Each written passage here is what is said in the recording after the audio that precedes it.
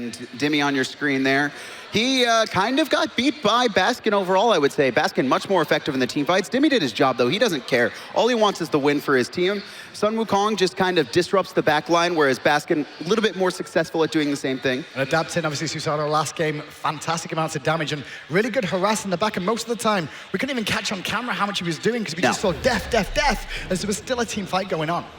Game 2, though, picks and bans, Panthera up 1, and we'll see how Soar adjusts, because we saw them adjust to enemy after their first game here, and they're going to continue with the Guan bans. They let it through once, and we haven't seen it since. It's full respect to Dimi there as well.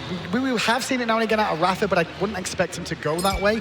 Nemesis again from Panthera, so everything so far is going to go a complete repeat of game 1. And I believe it was the Ao Kuang banned out in this spot, and once again, I mean, it's a little bit interesting. Well, this one was Zeus. And something to note is that Soar have taken first pick once again. I think Panthera chose second because they were the higher seed coming out of Europe. And then Soar said, okay, we want to repeat. We want to go onto order side. We want the first pick. We feel confident. And they banned Zeus last time and Soar picked Thor. Now this time, do you leave Zeus open? Because I'm not really worried about Hurriwind after the way they performed against him. I think they put him on Janus again. No, like well, it's... Why not Zeus? If you're going to pick Bacchus, Zeus. Because Zeus is... It's funny because I don't think Zeus is easier to play. Oh, they actually first, they're going to, so Panthera ban away Susanoo. I think they're a little bit worried about Soar adjusting and first picking it. So Soar have an option now. They go Zeus, they go Thor. That's their options. Whichever one they don't take, Panthera will take for themselves. I don't know if Panthera will take Zeus, though. Oh, they will. They wouldn't leave it up if they were going to take it unless they've just got a master plan and want them to have Zeus. I mean, they're going to allow Hurriwind to get Raijin, which I think he is much more comfortable on than Zeus. We saw his Zeus we saw Chaos' Zeus kind of get farmed, and Panthera is the team that will dive you if you have a Zeus. But then you need to be very protective. You take Bacchus and Zeus to make sure there's no engagement to your Zeus in the backline, which we've seen multiple times. But against the Thor, they are going to go back with the Raijin. I think you take the Raijin away from Hurriwind. I mean, Yammyn had a great game on it. We saw the multi-man taunts coming out from the ultimate. It allowed adapting to dive the backline. He dealt with Baskin well enough, and then you just pick up Bacchus again. It's a repeat. And the reason you need the Bacchus is because otherwise Thor and Bacchus will just combine to force big issues in your backside. There's not a whole lot you can do against that, especially if you've only got a Sobek. No. Okay, I was going to say, no, I was about to say it, but the Susanoo has been. Soar going to be running back a very similar comp, so kind of getting baited. I think the big thing here is that they liked their team composition. The problem was they felt their execution was a little bit weak. Well, this stage of the game, it's now back over to Panthera, who get to pick either a jungler, I think it's Awilix this time, solo, or their mid, sorry, not the mid laner, a jungler solo, or, my mind's got blank. What is jungle, solo, and hunter? Hunter, that's it. I got you. Emiltoo. How do you forget about this game? How do you forget about emiltoo? Because he just fires World Weavers all day. I mean, not this time. He's going to be firing Suns. Ho-Yi locked in. So a little bit of a switch up from Panthera. Maybe not a fan of their own composition from last time, banning away the Susanoo and Soar. They're looking about the same. I think emiltoo wants to be a little bit more aggressive in this lane. I think he feels like he wants to fight. But he feels like he can fight Metyankey. That's what it looks like to me. He stood there and banged with Metyankey a little bit on that Cupid, and this time around it's like, give me Ho-Yi. I feel a little bit more comfortable on it, and obviously it's an extra bit of CC available, but a little less global presence against this Janus Thor combo. Dimi says, no. I'm done with your Vamana Baskin. He's going to ban her away. And we saw that was really the shining light of Soar in the early game. They were behind for so much, and Baskin kind of allowed them to fight back into evening up the game. Should be Ravana as well. No, it's going to be the Apollo, actually, from Panthera, banned away from Metyankey. Good respect to his Apollo from yesterday, quite clearly. It's also the potential of triple globals. They don't want a team to have Thor, Janus, and Apollo. I mean, Soar are a team that likes to run early game. They like to force fights. They like to rotate and just have a numbers advantage. And giving them those three gods is just their bread and butter. Well, this is asked a tricky question from Panthera here. What jungler they want to run in this situation? Thor obviously locked in for Soar, and with Alquan, Fenrir, Hombats, and Susanoo, and Nemesis, I could keep saying that over and over again, they have to choose what they want. They're going to save the jungle for last pick, actually, and give a dominant lane matchup in favor of Dimi and Osiris. I like this. I think they're trying to bait Soar into picking a hunter that has a jump. Because they really do like to run Awilix. It was one of Adaptive's most played gods here, but they don't want to pick it up just because they only have the Bacchus knockup. They don't have, I would say, enough. So they want to bait Soar into picking up something that he's just going to be able to counter. So taking a long time to really think things through here. They've got two opportunities to pick things up here. Solo lane for Baskin required up against Osiris. Maybe he'll look for the Kraken potentially here? Possibly. It's going to be the Ravana. So they are going to have that early game dominance into the solo lane up against the Osiris, but Osiris does pretty well against them too. And it'll be Jing picked up to counter the Bacchus. So any knockups just going to be dashed out of. Just dashed out of, but maybe into trouble there, because now Awilix gets locked in as the last pick, and Jing kind of put himself in an awkward position there by picking that one up, because now Awilix can just pick it every time. I think this was Panthera's game plan, just to bait Soar into picking up anything with the jump there in their final 2 spots. Awilix is going to have the direct counter. They're also going to be the guaranteed follow-up from the Bacchus. This was really well played. I'm thinking about the Apollo ban there is actually one of the only hunters that doesn't have an actual leap. The rest of the hunters, for the most part, do. And by doing that, it means Awilix comes in and able to pluck them out of the sky with her ultimate that pulls them. Yeah, I mean, unless he goes back into the Cupid, that's the only real thing. But even then, it wasn't super successful, I would say. I mean, we still saw Panthera just kind of running around that ultimate, not bothering them too much. I am favoring Soar with the composition, though, overall. I think it's very, very strong here. High global rotations. It's early game. Rather early game pressure straight away as well available to them. And Jigz on Sobek, you can't deny Jigz' Sobek is very, very good. For me, I think Soar has to win in the first 15 minutes. If they don't have a lead by then, I think Panthera is just going to start to take over the late game. They do have the global ultimates, and as well as the passive from Jing, and we saw what Cloud9 did with that same type of composition in the first game against Panthera, then known as Epsilon at Worlds, where they just kind of rotated and confused Panthera across the map. But I think they know how to adjust to that strategy now. You saw the actual trophy on the stage there as well as we go into game 2. Soar versus Panthera. Panthera up 1-0 in this best of 5, and we tune in with Baskin, who's going to be heading straight towards the enemy jungle to ward up here, and already iRaffer has been there and dropped a ward on those right-hand harpies just to keep an eye out in case we see any cheeky shenanigans coming out of Soar. Oh, look at this too. Dimi wrapping around underneath. I think Panthera might be trying to pinch right now, but they still have Yammyn in the base. Oh, I don't know if they want to pinch, though, because the whole team of Soar are here. And with a Sobek against them, you don't want to get plucked, and that's what it's all about here, making sure you don't get picked at the beginning of the game. And obviously, that early ward that came out from iRaffer kind of paid dividends. Yeah, he got to spot them out, knows that they were lurking in the jungle, you could say. Get it, Sobek? Look in the waters. He likes in waters, not jungles. Come on, man. This is a special croc. No. This is a special croc. Sprint online, though, for Jigz in the support role there. Instead of going for maybe shell, maybe meditation, he's gone for the actual mobility. He's actually going for the curse predominantly, we've seen. However, not too much healing on the other side. iRaffer does have the meditation, but timing your curse against the meditation is weird. Don't really want to risk doing that. Well, Panthera, they're going to know that Soar's starting the right-hand harpies this game once more. They did it last game too. They're going to take these right-hand harpies and then head into their own jungle and maybe invade. But if they do, well, Panthera will be well aware of it and may have to give up that blue buff. As we tune on the left, obviously the camps have been cleared as per usual, and Hurriwind should receive his red nice and quick. I mean, Ravana and Thor are strong, but I mean, you're fighting into an Awilix and an Osiris, 2 gods that also are pretty dominant in a small 2v2 situation. Instead, Soar just to be playing it safe. They do have that invade strategy, but I think they're going to hold it for now. They're in mid lane, relatively even between the two. Yammyn will have a very small advantage here, but Hurriwind holding his own there, going to find the portal on Hurriwind. Unstable Vortex on the mark as well, so Yammyn takes a lot of free poke.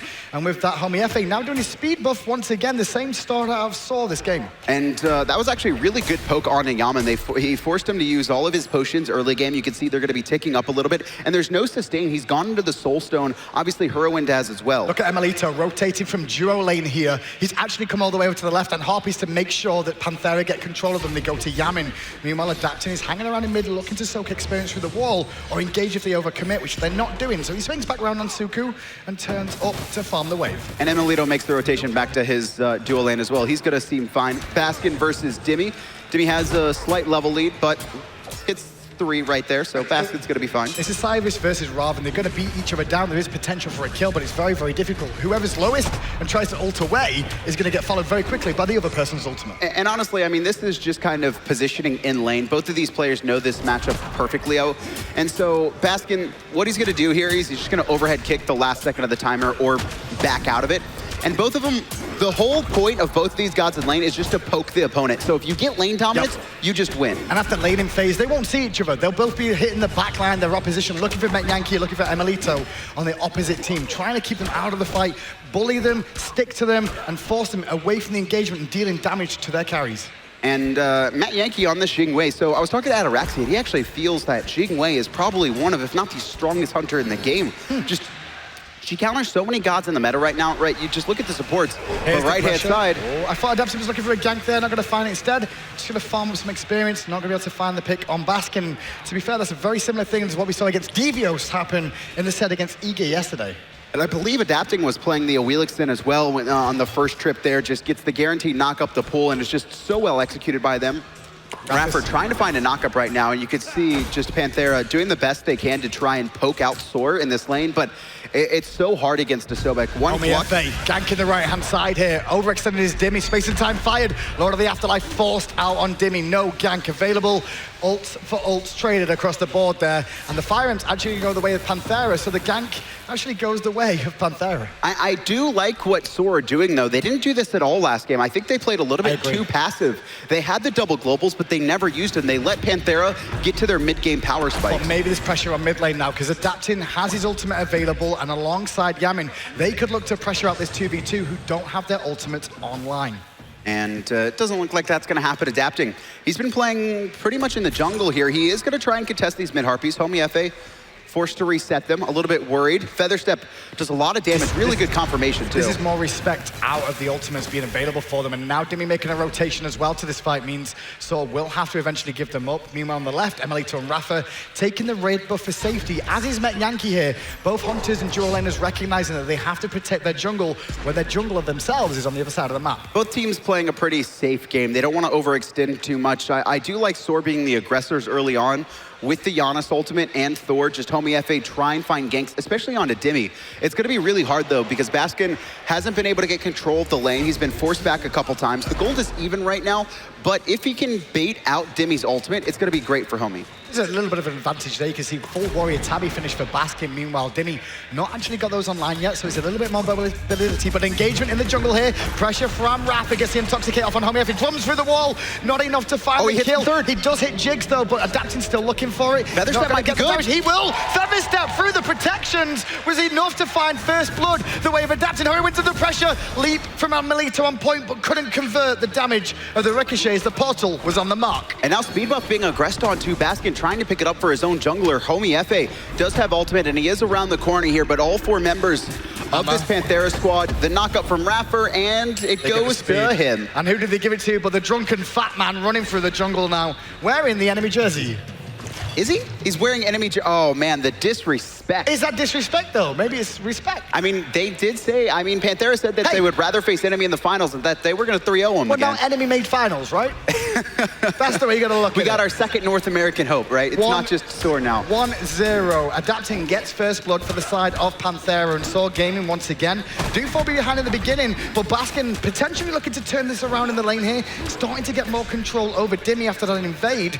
But at the moment, well, he's going to be fine, and Dimi's going to have to hang back and be very respectful of a potential gank from Thor. And you can see Homiefe lurking around in the jungle, but walks right over a ward. Dimi's going to take a trip back to base. Doesn't have teleport available for 30 seconds, so this will be a pretty significant advantage, I'd say, over to Baskin. He's not only going to push a wave into the tower, and Adapting's actually forced to rotate and defend it. Well, is that really a bad thing here? Adapting coming in here, he's going to get a bit of extra farm, work towards that Jotun's a little bit quicker here, and obviously an Osiris in the late stages of the game, he's only going to build tanky anyway. Why not get some more damage online for that jump? I want to talk about how good Panthera are and what they just did on the right-hand side of the map. So Dimi forced to back, doesn't have TP up, so he has to walk to lane. Adapting had already left base, so instead of letting that wave waste into the tower, they send Adapting over to do that, while Dimi farms the back camp. Adapting's going to meet Homiefe and plucked as well. And the double tap from Homie was on point. Hurriwind combines with Jigz and the free pick on Adapting, who knew they were coming and just couldn't handle the amount of damage that Soar put out. Just get completely comboed there. The pluck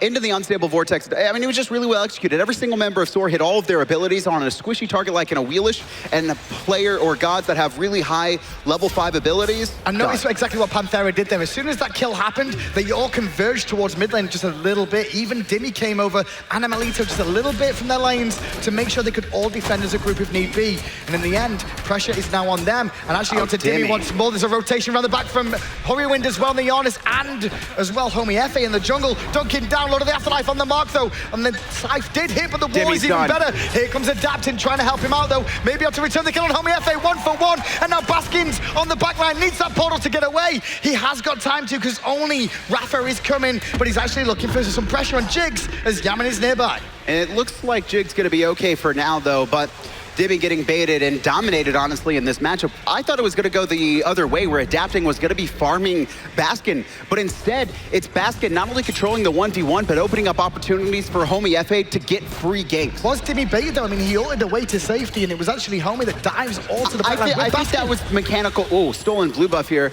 I think that was mechanical misplays coming up from Soar. Connects, Baskin pulled in. Baskin doesn't have overhead kick available, but he did have his ultimate, so they do force ult for ult over in the solo lane eventually. 2-2, gold lead ever so slightly still in Panthera's favor at 7 minutes in. And this is a pretty close game right now. You can see a lot of attention over the right-hand side, but look at the warding coming out from Soar. Even though they put so many members over there, they want to make sure that there is going to be no snuck Gold Fury from Panthera. That's something they've struggled on in the past, is controlling the objectives, taking note of it here in the finals. Taking note of it indeed. Dumob online for both mid laners here. First started off by them as well, because last time around we did see Hurriwind go straight into Dumob. This time we're going to see Yammyn join him in the full Dumob rush. iRaffer takes a lot of free poke there, and he will be able to flop away though to safety, but it will require a trip back to base. Nice turnaround from Homiefe there. Almost got knocked up by Awilix. There was no follow-up ult, but he might have burned his purifications just thinking it would have happened. So really good mechanics. Homiefe is actually coming online this tournament, and as the games have gone on, he gets stronger and stronger. Started game 1, missed a few abilities, but now look at that. Landing walls, landing double taps time and time again. If Soar win this game, Panthera need to ban that away. It feels like Homiefe should have more than 2,000 damage for all the double taps I've seen him connect onto just so many members, Yammyn and Adapting specifically.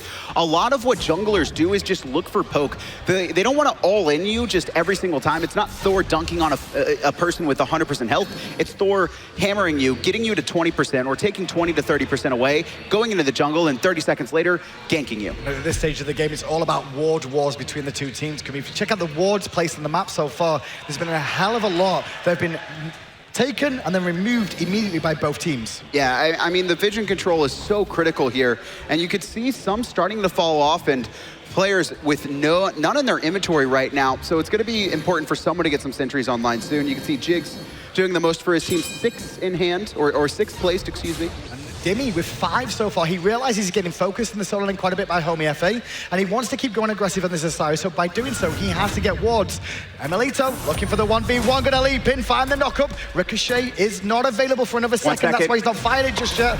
Gonna find it off the wall as well, off the bank, connects the shot, but it's all a little bit of poke pressure. This was a bait. That was amazing. They were baiting for the rotation coming out from Thor, and they find the kill in the end on Jigz. Panthera, the legends really thought that one through so much. They get 2 kills of it? Are you serious? I mean, there's a Janus and a Thor ult. What are you going to do when your Hunter's getting pressured on the left-hand side, but rotate and try and set up kills? Instead, though, it was a great play. Hurriwind going to ult here, but it's going to be a little bit too late. And Panthera, they pick up a Gold Fury to their name, now up about 2,000 gold. And oh man, they're so good. emiltoo diving a tower pretty much there when he really couldn't get a kill on Metyankey, just knowing a rotation could come from Soar. Panthera really wanted to through space and time fight so they could catch them all, but in the end, well, they filed in one after the other, trying to help each other. And now Panthera get a 2-kill lead and the Gold Fury at 10 minutes in. You know, I'm a little bit surprised though that Jigz hasn't gone into the purification on the support here. This is a pick him up comp, right? The knock up from iRaffer into the pool from Adapting. Jigz probably one of the first to adopt that style after ShadowQ over on Denial Esports, where it's just, I know I'm going to get focused. I need to make sure to stay alive in the early game. Baskin gets his blue buff now, and speed buff is available for Soar to take 2, and they will pick that one up as well. Gold lead at the moment is just around 2,000, give or take, in favor of Panthera, and at the same time, experience 2.7k in favor of the world champions once more after a very, very even early game. We're only 11 minutes into this game, though. 2,000 is a decent lead. It's about half an item onto people. Baskin under pressure, overhead kick already down. Feather Step does connect, but still no pressure from them enough to force him out of the lane. Rotations are coming through in mid lane though, and Raph is under pressure. Homiefe, one hit from Death, gets up into the sky just before the final hit of the Taiko drums, connects from Yammyn. And Raffer barely managing to stay alive as well, and Soar, they're escaping death a lot here in this game, where just so many players very low. Panthera not able to secure the kills or get them into a low enough situation. I like what Adapting's gone into, though. He's gone into the Jotun's Wrath, starting to work on the stone cutting sword as well, so going to be able to strip protections away from the tanky targets. How many kills have we had in this game, Kevin? 6. Where are all the kills, Kevin? On to Adapting and Homiefe. What a shot, Kevin. It's the junglers, It's man. all about these two junglers, and it has been since the beginning. I expect it coming into this, and so did a lot of people.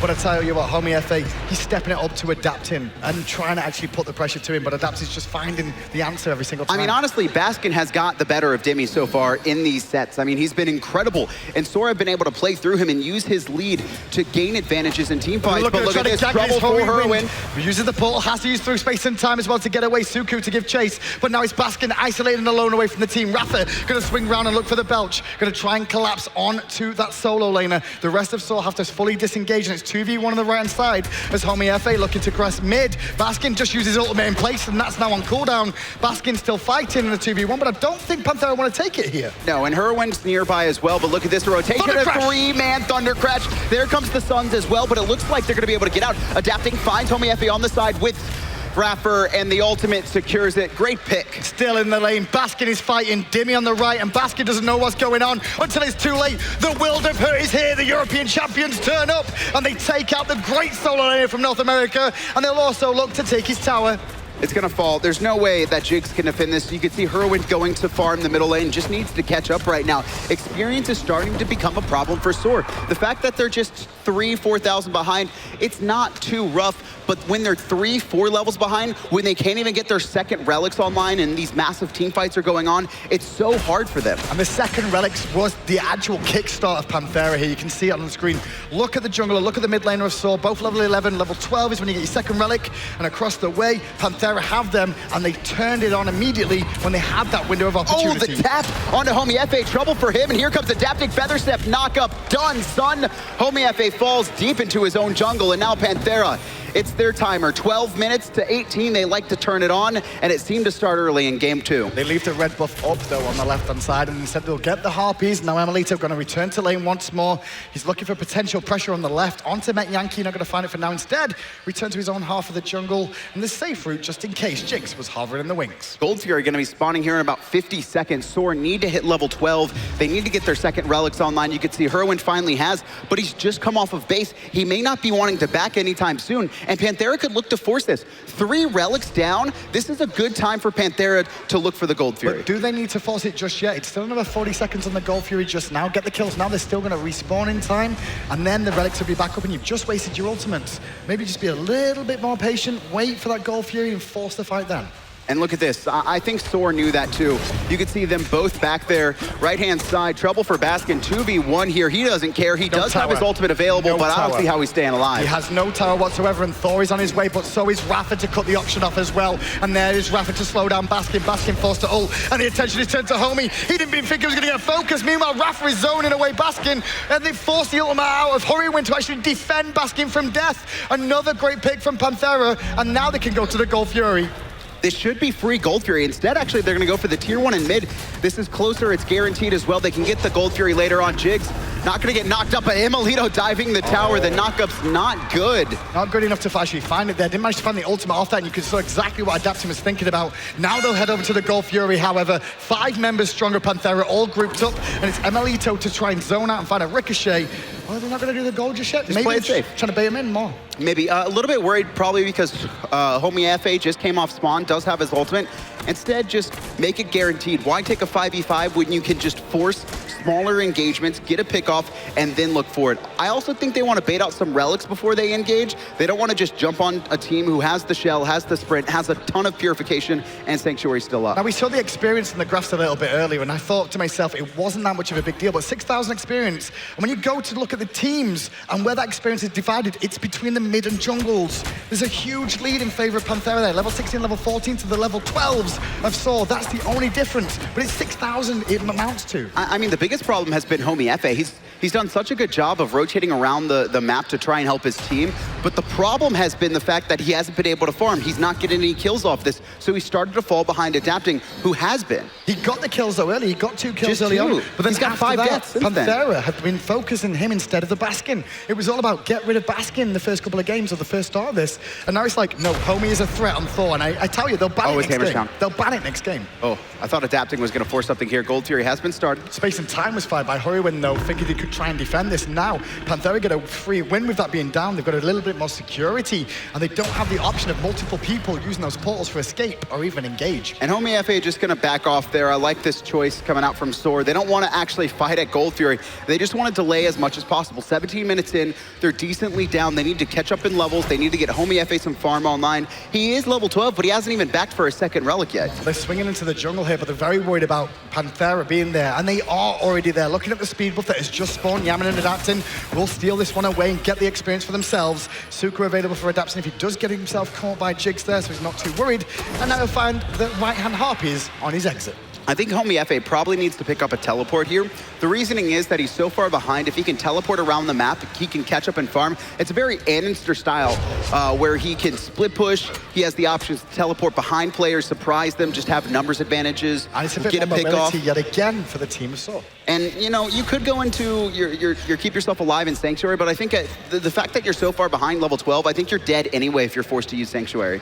Just go teleport. Just farm up, hold out. Well, quick trip back to base there for adapting and continuing to work on his build here. Is there going to be an Executioner you expect coming out from next here? It's possible. I mean, Executioner is one of the least gold-efficient items in the game. It's simply bad compared to Titan's Bane. I mean, Chins, yeah. I'm just wondering where he's going to go with that amount of damage. I mean, Executioner is... I mean, the thing about Executioner, though, is that it will increase the damage coming out from Dimi and emiltoo, so that could be something he's going for. iRaffer going to flop in and force Berserker Barrage from Homie. Homie drops the wall to stop Adapting's aggression. Gold Fury still being done by Panthera here, and Soar a little bit late on reacting just now. I think they're actually going to give this one for free away to the side of Panthera, so the gold lead just continues to extend. I don't think they wanted to give it away for free, but I don't think their calls were fast enough. They seem to be waffling a little bit. Jigz walking back and forth, same with Homie trying to get vision. They didn't know exactly how much damage Panthera had done on it, and by that time they were just like, okay, let's back off. Otherwise, they probably would have been farming lanes if the call was just to not even contest. Left-hand side here, looking to aggress over the wall, potentially onto Metyankey, who recognizes what's up. Issue is now emiltoo is chipping away at that tower of a full minion wave. Yammyn joins him, and they're going to get a tier 1 tower on left as well. Panthera is starting to move and sway Soar around now, and just find the opportunities to continue dealing free damage and trying to make Panthera engage. And Dimi actually rotates around the back, does find Metyankey, and here goes iRaffer, knocked up, but Yammyn up in his ult. Taiko drums are sounded, and there's trouble in the front line. Raffer has to get out, but only finds a 4-man ult. He does, but he goes down straight away to Dimi. Very low on the side of Panthera, but they're still continuing to fight. Dimi holding the front line, hitting Baskin. Great ricochet from emiltoo, and he will disengage as well. They do defend the tier 2 tower, Soar, but it cost them a life. And I tell you what, if the team could have just waited for Homie to dunk like that, that could have been disastrous for Panthera. Instead, the world champions get out alive. That was just a perfect ultimate coming out of the Thor. The problem is just no abilities on cooldown or off cooldown to use from Soar to follow up and finish them. There was airstrike available, I believe, but Metyankey couldn't get it off in time. You can't really use that. And second of all, we saw most of the elements used just before that engagement be able to do it. But Dimi, coming on the back, actually forced that situation there, just trying to get the aggression to happen. And in the end, it was Soar that answered back and did a very good job of holding on. Baskin, though, going to look at Dimi's blue buff here and say, how are you doing, Dimi? Thank you very much. That will be mine. But adapting is here, and Baskin on his own, overextended, and Panthera collapsing on him. His ultimate is down. He needs reinforcement soon. That decision to take the blue buff has just cost the solo lane of his life. I mean, Baskin has been phenomenal this game. Speed buff is secured by Homiefe, but iRaffer, I mean, he's 2 levels above the Thor. I mean, we're 20 minutes in. Homie has had such a problem trying to get farm online because he's been running around the map in these engagements. He's got 6 deaths, which are almost over, they're actually over half of Panthera's kills. And they realize that now with Baskin being dead, who is level 18, there's only one other person who can match them, and that is the AD carrying Metyankey. He's got crit damage available to him, obviously with that explosive bolt, but they're not going to care, Panthera. They're going to charge in. They're focusing on the tier 2 tower. Hurriwind ults across on the Janus, but it's not enough to dissuade Panthera from getting what they came for, which was the tier 2. And now Panthera in a primed position. They've got about a 8,000 gold lead. Experience lead starting to climb up there as well, 10K. You can see not a single level 20 coming out from Soar. On the right-hand side, Panthera just about to start hitting it, looking at emiltoo to go first, Dimi and adapting soon to follow. So this is pretty massive at this point. Once you start hitting your ultimates at max level as well, Yammyn's going to be shredding through them. The difference this game as well is when I look at the player damage charts between the 2 games, it was all Panthera, 4 members of Panthera, 1 member of Soar on that list. Same thing. But Metyankey's kind of slipped off that one this time as iRaffer getting focused a little bit here. Takes a lot of free poke, has to belly flop away. He'll be okay though, not too worried. Did still have have Meditation and Shield available. And now Panthera, well, they're going to walk in and start warding up that Fire Giant for themselves. I mean, nothing Soar can really do about this at the moment. Right-hand side, Baskin getting targeted out. You can see Panthera really want to pick before they engage. emiltoo is going to find the stun. Ooh, that double tap nearly hit, and Hurriwind thought it was gonna, so he actually sanctuaried there, worried about it coming off the wall. I think it might have just run out of distance because it is pretty short. It had to have been. I mean, that was probably just a couple pixels away from connecting. When you see it coming at you like that, you have to. Baskin under pressure, his Jigz actually gets hit by the flop.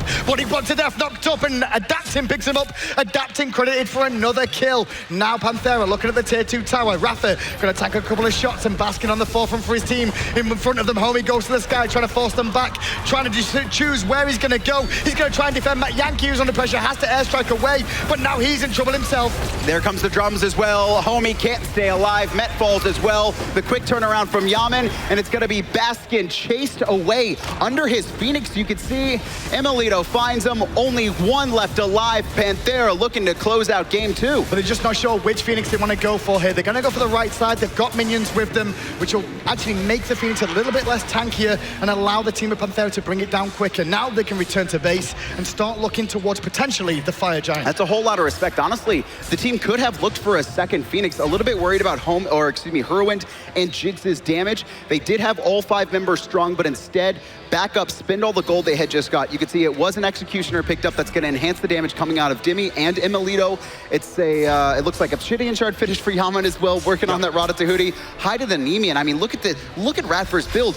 I mean, he's just completely anti-physical. He's not worried about Hurriwind's damage at all. iRaffer can head to the front side, find the speed buff up, but he doesn't care about it. He's on zone duty more often than not here, just to make sure that they don't contest the Fire Giant. iRaffer's just going to jump in front of him going, hey, homie, guess what we're doing? Wall, double tap, and then iRaffer's like, okay, I'll take that, because that means we get the speed, and we're going to be able to get the fire buff uncontested, unless Hurriwind has something to say, which he doesn't.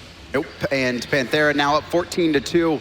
Only 2 kills from Soar happened very early on, but ever since then, it's just been domination from Panthera. This is a stark difference compared to game 1, which was back and forth. So we need to see a Raijin ban against Panthera here. I think Yammyn's way too comfortable on this god, and I still say a Thor needs to be banned away, because Homiefe, I still think he played very well, but Panthera realized that Homie was a bigger threat right now after the game 1, so they focused him after the 2 kills he picked up in game 2, and since then, the poor guy has not got any levels, and meanwhile Adapting has gone 6 levels above him. I mean, obviously the soul lane's fine. Baskin has been beating Dimi consistently throughout this set. He's been beating everyone in North America. We didn't think it would go this one-sided. To be fair, he's had matchups that are pretty much in his favor, especially this Ravana versus Osiris. Win lane, lose game. Win lane, lose game. That's the big thing. Solo laner meta. It might be important for you to win the lane, but if the rest of your team can't capitalize on that, then you're going to find yourself in this situation. And Dimi's up 2-1-6 here. From after you said he got bullied a little bit in the lane, he didn't look as too comfortable there. Maybe give or take. But so, what's the matter? Let Baskin feel comfortable. If you can deal with the rest of the team, Baskin can't 1v5. I think this Janus has to change coming out from Soar. I just haven't seen Hurriwind been able to connect on his shots as much as we see from his Raijin or any other mid-mage he's played. His still was a little bit lackluster, I'd say, earlier in the tournament, but first pick Raijin, honestly. Like, keep it away from Panthera in that vein, and then just have it for yourself. This is quite patient for Panthera, but now they're going to siege the Phoenix here, looking for the ricochet, and they immediately see Homiefe go to the sky, so emiltoo disengages. Meanwhile, on the back, the sun's rained down, and actually a lot of damage going on there. And meanwhile, the front line is now being destroyed of Soar. There's no one to support them, and Baskin's there alone against 5 members. The rest of Soar are so far back, they can't get to here to help.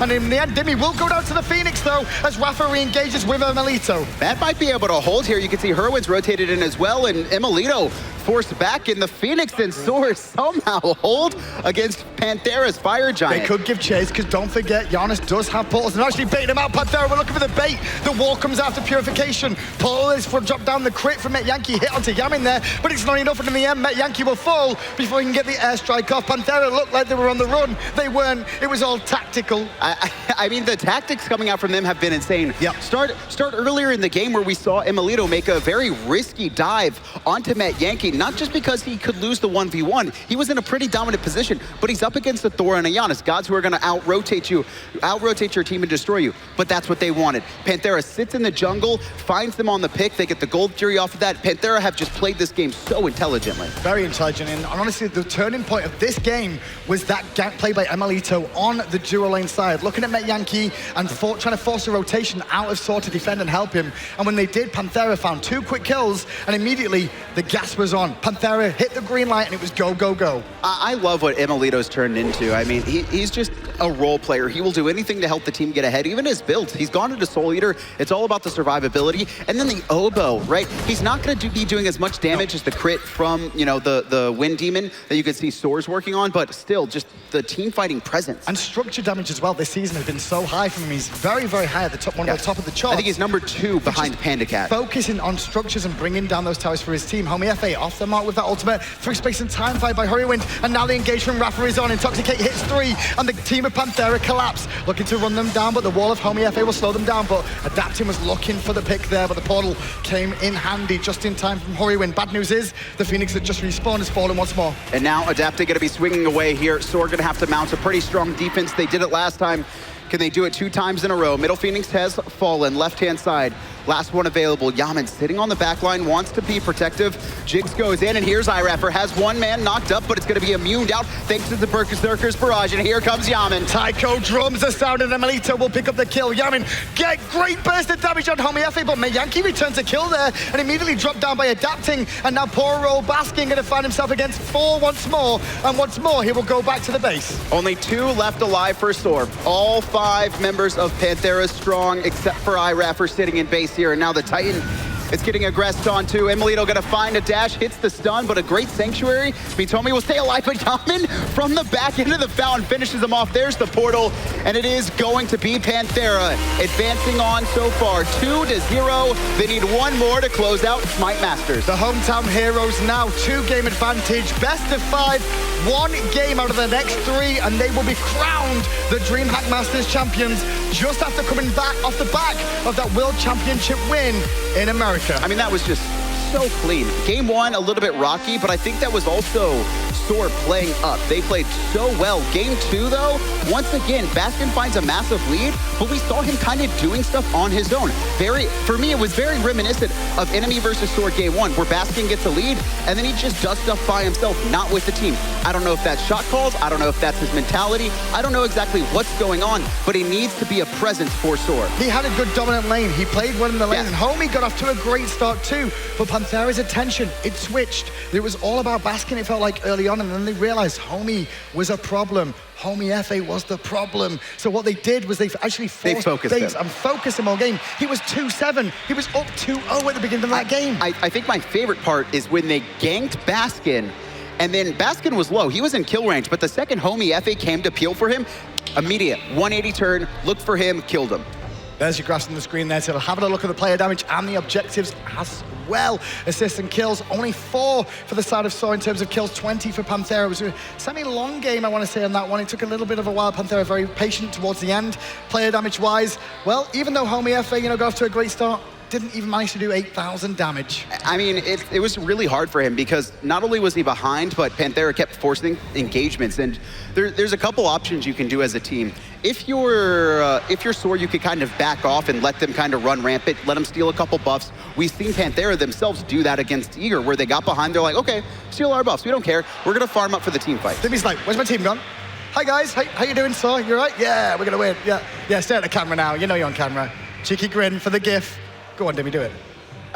He played like, no, please, no more gifts. I'm sick of him. Let's have a little look at the end of that last game. This was one of the last tier 2 towers we saw taken in this game. And Homie went to the sky here predominantly, but they weren't even worried about it. emiltoo went in just looking at Yankee because Homie left him alone because of that. And just perfectly times Purification and Sanctuary right as Homiefe comes down, looks at Homiefe, targets the mountain, then he switches attention. And once again, Yammyn, just to note, I mean, he hit 2 members for 2 hits on his ultimate, then turns around, hits another 2, and this allows emiltoo to chase them down into the fight. fountain. And this game is actually starting to look very reminiscent of what happened against Eager now as well. Game one of the games was very close to begin with, and then Panthera, they seem to just like have some sort, they're like almost watchmakers, right? Where they make it a watch and they're like, oh, we've worked out the angles, what's going on? emiltoo, look at that. He's like, yeah, I got on the... He's worked out the angle. angles. Got a highlight. Well, he did on ricochets. Just a couple. Oh, he nearly hit that double though. Oh, man. He would have hit that. Yeah, that wasn't anything about like Hurriwind's positioning. That was, it was actually just too short. If Hurriwind was a little bit further away from the wall, it would have connected. And that's what both these teams are now playing for here at Masters. The opportunity to actually pick up that trophy here, live in Yun Shopping after a very, very hard-fought weekend of international competition.